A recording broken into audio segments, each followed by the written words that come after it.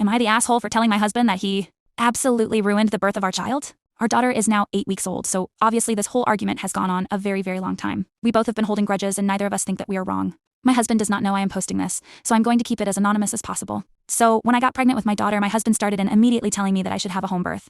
I really do not know why he was so adamant on it, but he was. At first I brushed him off and told him I would think about it because I was only 6 weeks pregnant.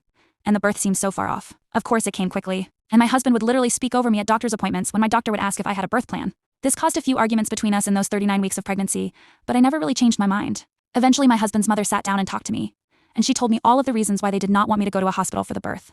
I expressed my concerns about, safety of the baby and myself, but just like my husband, she brushed me off. I ended up telling my husband that I would take myself to the hospital when it was time and that I did not want a home birth. He acted as if he didn't hear me. We met with a doula who was also very pushy. I felt overwhelmed and not supported at all. I was 36 weeks at that point. So when I went into labor, I was 39 weeks and I absolutely begged my husband to take me to the hospital where my doctor is.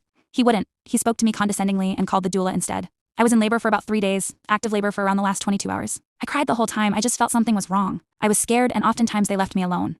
The doula told me that if active pushing and labor reached 24 hours, I had to go into the hospital. I remember thinking that I could not decide which was worse, staying in labor for another 2 hours or having my baby right there. When she was finally out, I don't even remember wanting to hold her.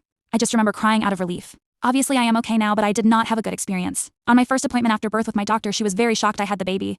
She was concerned. I was so upset. I told my husband that he absolutely ruined it for me. I truly never want to go through that again. I hear mothers say that they forget all the pain the second they have the baby, but I didn't.